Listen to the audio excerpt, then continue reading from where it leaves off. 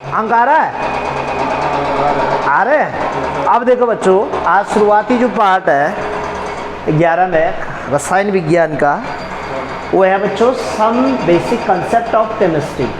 रसायन विज्ञान की कुछ मूल अवधारणाएं है क्या, यानी इस उसमें विशेष किसका ज्ञान होगा? केमिस्ट्री का ही ज्ञान होगा, नहीं है? और केमिस्ट्री का जो बेसिक है उसका ज्ञान होगा इस पार्ट के अंतर्गत। सबसे पहले आना चाहिए आपको कि साइंस होता क्या है, साइंस है क्या चीज़। किसी विषय का जो क्रमबद्ध और व्यवस्थित ज्ञान है वो कहलाता है विज्ञान।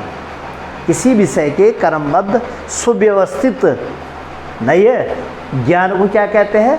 विज्ञान कहते हैं। अब विज्ञान की कई शाखाएं हैं, भौतिक विज्ञान है, रसायन विज्ञान है, जीव विज्ञान है, बहुत सारे विज्ञान है, कीट विज्ञान है, बहुत सारे हैं। उसमें एक चीज़ आती है रसायन विज्ञान, केमिस्ट्री, जिसको हम क्या बोलते हैं? केमिस्ट्री। रसायन विज्ञान कहते किसे हैं? तो रसायन विज्ञान विज्ञान की वह शाखा है जिसके अंदर द्रव्य पदार्थ उसके गुणों का अध्ययन किया जाता है, उसकी संरचना का अध्ययन किया जाता है, उसके संगठन में ऊर्जा का क्या प्रभाव पड़ता है और ऊर्जा से क्या परिवर्तन उसके संगठन में होता है। इन सारी चीज़ों का जिसके अंतर्गत अध्ययन किया जाता है वो कहलाता है रसायन विज्ञान। ठीक है ना? अब रसायन विज्ञान की बहुत सारी शाखाएं हैं। इनऑर्गेनिक केमिस्ट्री है, अकार्बनिक रसायन है, कार्बनिक रसायन है, भौतिक रसायन है, औद्योगिक रसायन है, जैव रसायन है, नाभिकीय रसायन है, औषधि रसायन है और कृषि रसायन है। सबसे पहला कौन सा? इनऑर्गेनिक केमिस्ट्री, अकार्बनिक रसायन।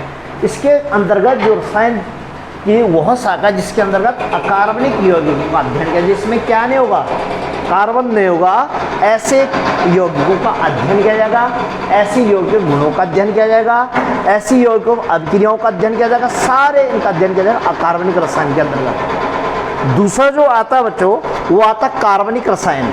कार्बनिक रसायन के अंतर्गत क्या आता है? कार्बनिक रसायन के अंतर्गत आता है रसायन विज्ञान के कार्बनिक पदार्थ, बहुत सारे कार्बनिक यौगिक है जिनमें क्या उपस्थित हो?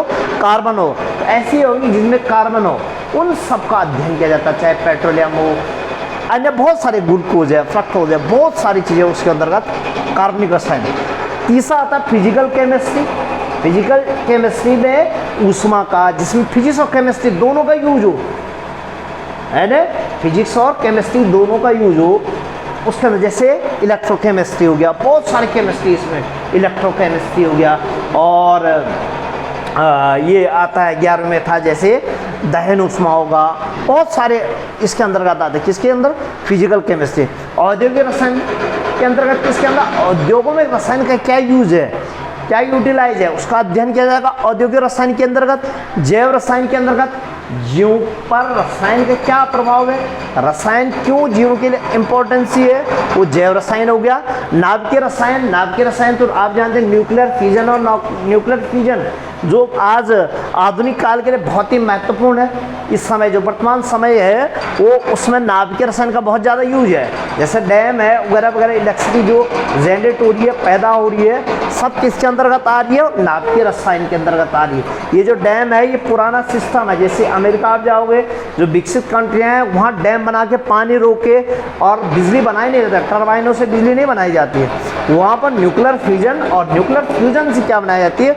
इलेक्ट्रिसिटी तैयार की जाती है। तो नाभिकीय रसायन का भी बहुत महत्वपूर्ण है, नहीं है? औषधि रसायन में दवाइयाँ, चाहे हम मार्केट में बीमार हो गए, छोटी सी बड़ी बीमारी हो और बड़ी से बड़ी बीमारी हो, सब में किसका यूज है? रसायन के यूज। टैबलेट हो, कोई भी हो, वो सारी बनी होती किससे? केमिस्ट्री।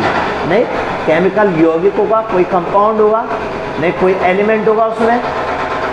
इसके बाद कृषि रसायन। कृषि में यूज क्या होता है रसायन का? रसायन विज्ञान में कैसे DDT वगैरह वगैरह बहुत सारे ऐसे कीटनाशक है, उसमें भी किसका यूज है? रसायन विज्ञान का यूज है।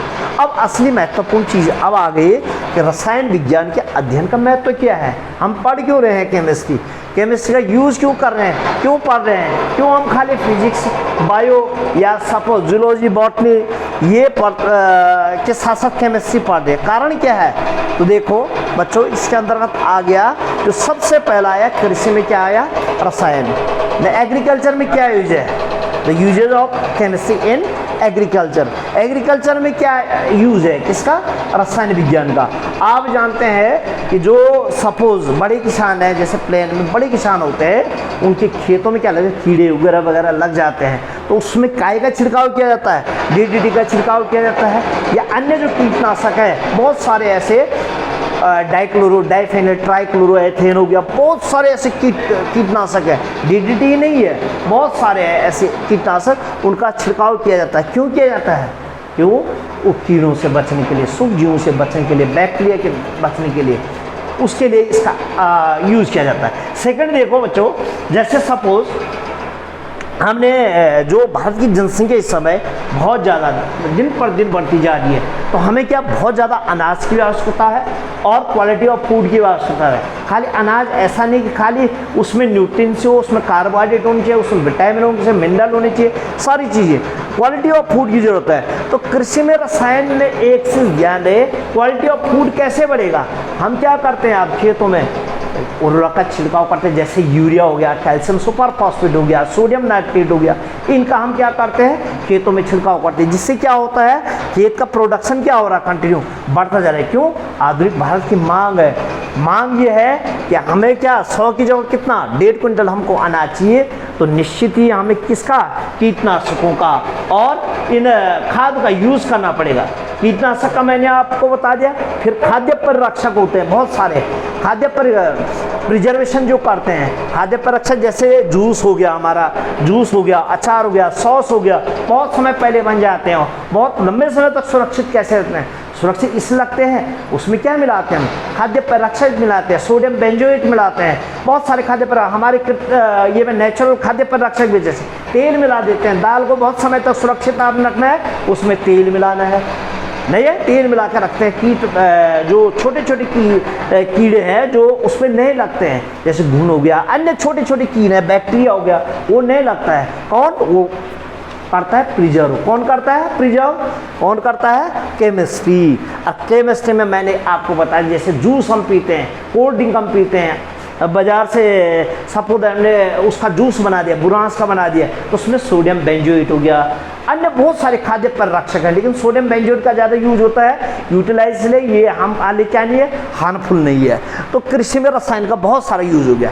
दूसरा देखो, उद्योगों में रसायन, उद्योगों में रसायन का यूज क्या है, केमिस्ट्री में रसायन का यूज क्या है। देख लो, जो आप ये कपड़े पहन रहे हो तो क्या है, ये सिंथेटिक फाइबर है, जो भी सिंथेटिक फाइबर्स माना रेसे से बने हुए सिंथेटिक फाइबर है, यानी इनका प्रोडक्शन कहाँ हो रहा है, कंपनियों में प्रोडक्शन हो रहा है, नहीं है। अगर हम पुराने फाइबर की बात करें तो पुराने हमारे जो पूर्वज थे, जो पहले के लोग थे, वो तकली बना के इस तरह से और ऊन से इस तरह से बनाते थे, हम कपड़े बनाते थे, बाहर का कवर बनाते थे, कालीन बनाते थे, नहीं है। लेकिन वो दिखने के क्या होते थे, हालांकि मजबूती तो रहते थे, लेकिन दिखने के उतने अच्छे नहीं होते थे। लेकिन वर्तमान समय में क्या है, आज क्या है, दिखने का युग है। तो उद्योग में रसायन में जैसे कपड़े दिखने में अच्छे चाहिए, नहीं है। ऐसा ना हो कि 1950 के हमारे पैंट पहन रखी, कमीज पहन रखा, जूता, ये नहीं चलेगा। हमें वक्त के साथ साथ क्या करना होगा, बदलना पड़ेगा। इसलिए हमको किसका यूज़ करना है, सिंथेटिक फाइबर। सिंथेटिक फाइबर में कौन कौन से आ गए, जैसे देखो सिंथेटिक फाइबर में बहुत सारे, नाइलॉन हो गया, ओरोलॉन हो गया, डेक्रोन हो गया, और प्लास्टिक में जैसे देखो बैकेलाइट का यूज़ करते हैं आप, बैकेलाइट जैसे स्विच हो गया, सॉकेट हो गया, बाल्टियाँ हो गया, कौन है ये क्या है, सिंथेटिक फाइबर है सारे। अच्छा भाई, पेंट हो गया, बार्निश हो गया, रंजक हो गया, सीमेंट हो गया, सरिया हो गया, बहुत सारी चीज़ें, इनका यूज किस में हो रहा है, रसायन का यूज हो रहा है, ठीक। बहुत सारे ऐसे हैं। इसके बाद बताता हूँ मैं आपको औषधि में रसायन क्या है भाई। केमिस्ट्री का यूज़ दवाइयों में क्या है, कुंभाल में सबसे महत्वपूर्ण जो क्षेत्र रसायन विज्ञान का है वो औषधियों में है। औषधि में रसायन का यूज़ क्या है, औषधि में जैसे मैंने आपको बताया छोटी मोटी औषधि, ये सर दर्द पेट दर्द की औषधि चलती है, वो तो खैर सिंपल सी पैरासीटामोल हो गया, पैरासीटामोल बनाने का जो अभी देखो 12वीं में है, पैरासीटामोल बनाने का बहुत सारे हैं, पैरासीटामोल और डिस्प्रिन है, बहुत सारे बनाने की विधियाँ ले, किसमें, इंटर में। तो पैरासीटामोल ये तो सिंपल सी है। जो बड़ी औषधि है, जैसे मैं एक चीज़ बताऊँ, टैक्सोल, प्लेन और टैक्सोल एक ऐसी औषधि होती है जो किसका यूज़, कैंसर के लिए, उपचार के लिए होता है, किसकी देन है? सब रसायन विज्ञान की ही तो देन है नहीं है, जिससे आदमी का जीवन क्या हो रहा है? बच रहा है। अब देखो एक औषधि आती है AZT, ये देख लो AZT, एजिटोथाइमिडीन बोलते हैं इसको, एजाइटोथाइमिडीन। ये जो औषधि होती है इसका यूज किसके लिए होता है? एड्स के लिए होता है। AZT के जो यूज होता है वो एड्स के इलाज के लिए हो रहा है, प्रयोग भी चले, इस पर प्रैक्टिकल चल रहा है नहीं है। तो ये औषधियों में रसायन, तुम जानते हैं कि दवाइयों में, चाहे हमारे सर दर्द से लेकर पेट दर्द से लेकर बड़ी जो बीमारियां हैं हमारे, सब में किसका यूज हो रहा है? रसायन विज्ञान का ही यूज हो रहा है नहीं है। चाहे विसंक्रमणकारी हो, जर्मनाशी हो, विसंक्रमणकारी जर्मनाशी नहीं, हम फिनाइल वगैरह डालते हैं, पोछा लगाते हैं घर में, क्या है वो जर्मनाशी तो है। या टॉयलेट वगैरह में डालते हैं, हम क्या डालते हैं? हार्पिक वगैरह, वो भी जर्मनाशी, कीड़ों को मारने के लिए। सूक्ष्मजीव खत्म हो जाएंगे, बैक्टीरिया खत्म हो जाएंगे उससे।